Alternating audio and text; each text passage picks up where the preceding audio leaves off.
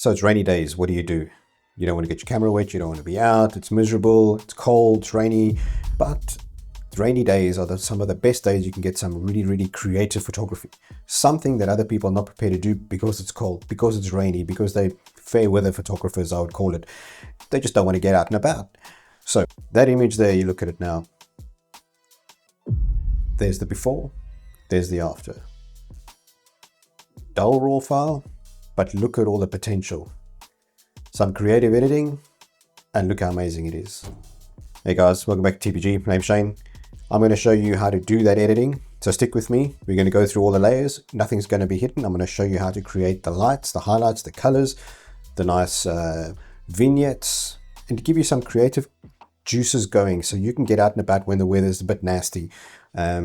When other people are not wanting to go out. You don't need to go out and have the best locations, Hawaii or some fancy palm trees, or you could just have a pavement somewhere that's got a bit of rain on it and maybe some lights or some people walking on it, and it's going to be incredibly beautiful. So let's not waste any time. Let's jump on the screen and I'm going to show you how you can also create some creative imagery with your images. Maybe go through your old files and see what you can do with them. So let's get on the screen and let's have a look at how we get this image going. So if we can look at the screen here, I'm going to just open up this folder. And you can see I've got a bunch of things done over here. Now this is a file that I've done many years ago. But I enjoy being very, very creative. And you can see there's a lot of things going on here. So let's just turn all of this off and get right back to the beginning. Now, bearing in mind, I have cleaned this file up. The background layer there, I had obviously cleaned everything up, and there was a lot of million pieces of chewing gum. People throw your gum in the bin, man, you know, really. But cleaned it all up, and from there I now started to do all the creative work. So let's get on here. So I'm just going to flick these layers on off as we go, and you can see I've just got a luminosity mask basically here, which is just going to show let's just cancel that. And this is just doing a nice little contrast, and you're just bringing the contrast back in. You can see they're very, very basic. Get into the next layer and let's see how we start going. Now, this layer you can see is just putting a bunch of light over here.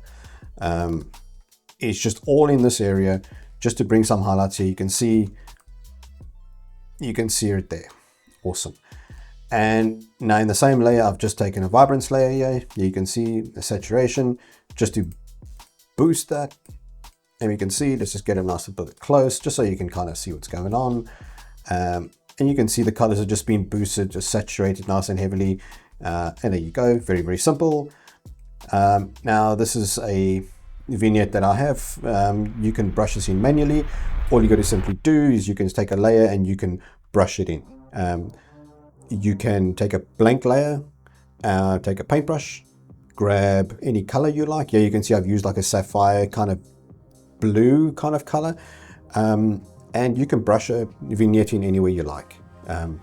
Any strength, blur it just a little bit, add some little bit of soft noise to it, and it's good to go.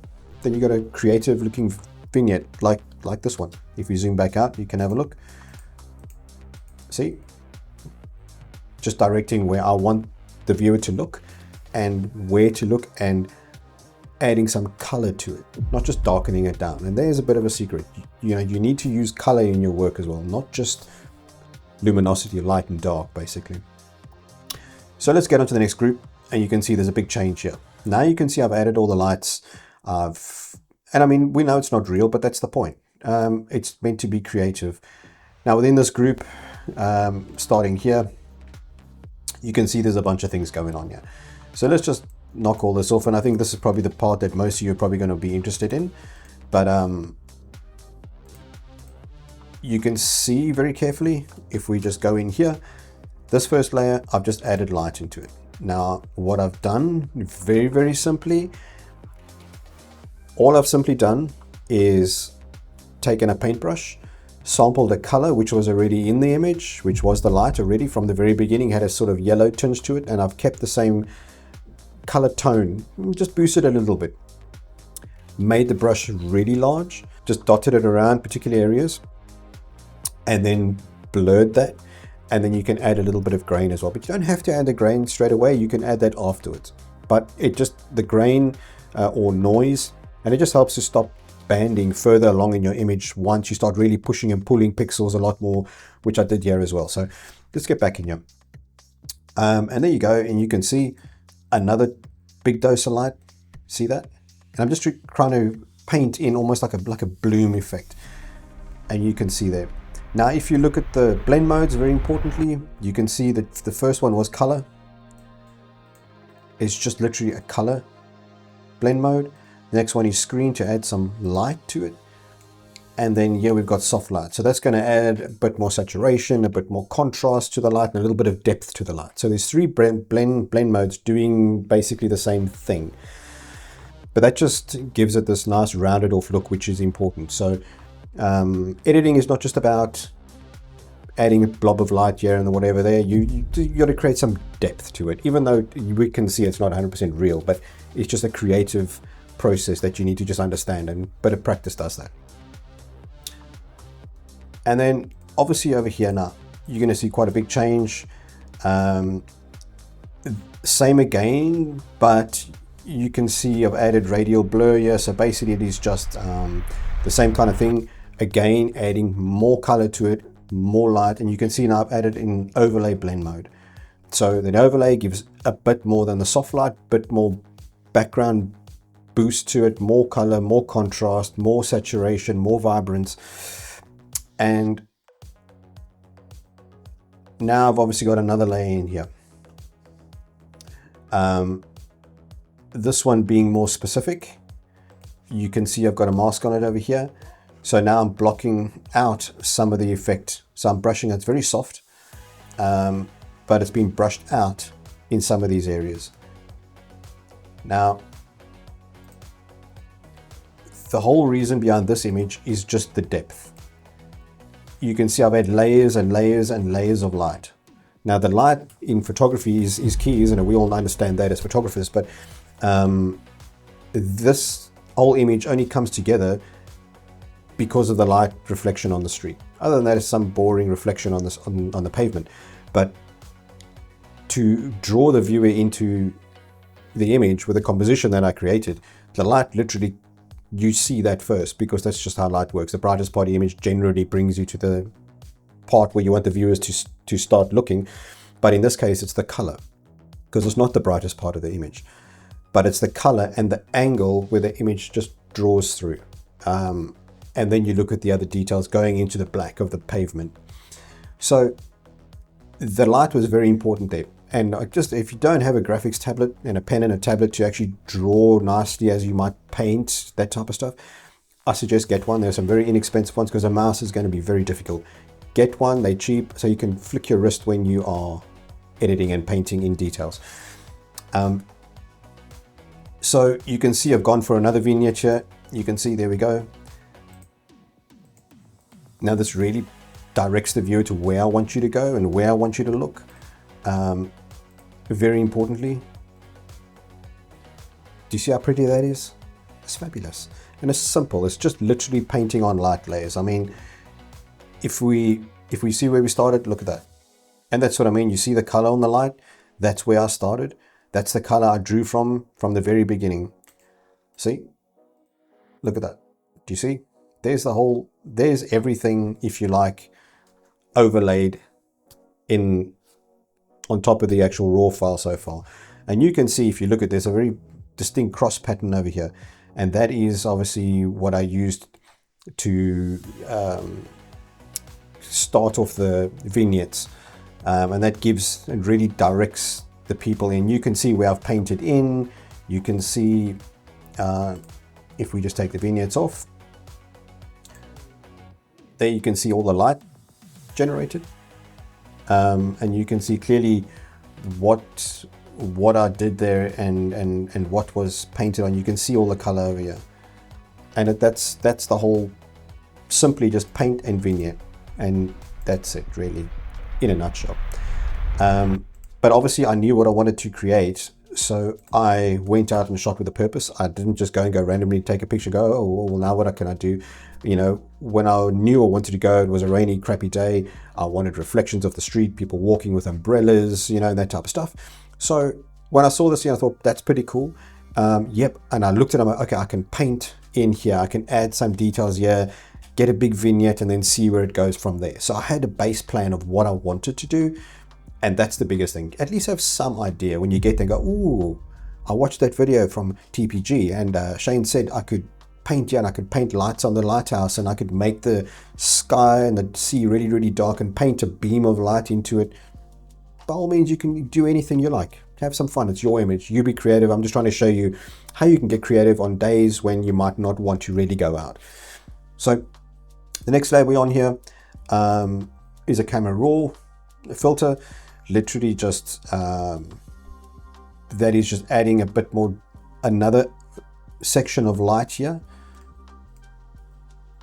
and a little bit darkening around the sides, but essentially it's just a bit more light, blurred with a little less clarity, sort of. So adding some color again in certain areas, but also then painting, bringing the clarity down a little, so to make that light extra soft and a little bit moody and a bit almost romantic, I guess. And in here again, I'm just adding some light back into it by using a straight curve. If you don't know what a straight curve is, excuse me. Simply a straight curve is, instead of being from bottom left to top right, it sits this way. You just move it, you know. And then you can use that on an adjustment layer below, which I'll show you in a second. And then you can, it just works in a nicer way to not bring really, really harsh blacks and harsh whites. And so this saturation layer there, you can see there's some other adjustments made to that, but basically it's working on that. And it just helps me. You don't have to use a straight curve. You really don't. You can do anything you like. There's a million ways to add light. You can use luminosity masking. You can use a curves layer. You can use, you know, levels, whatever you like. Brush it in, brush it out, wherever you want with a mask. It's fine. This is just the option I used at this time. And then obviously I'm just boosting all colors over here. There's a lot going on with these things. Intensifying the colors and that type of thing. And then obviously a luminosity mask over here just to create this zone that I was looking to target all the lights, basically. So you can see there all the highlights there just being boosted a bit, and that's pretty much it. Not that difficult when you see all the layers. When you see the image, you know, in the beginning you think, oh, that's pretty cool, but you know, now I've just shown you how you can do it yourself. So you could take any, I mean, you can, it doesn't have to be rainy days. It could be just a normal image in the night or whatever, or something like this.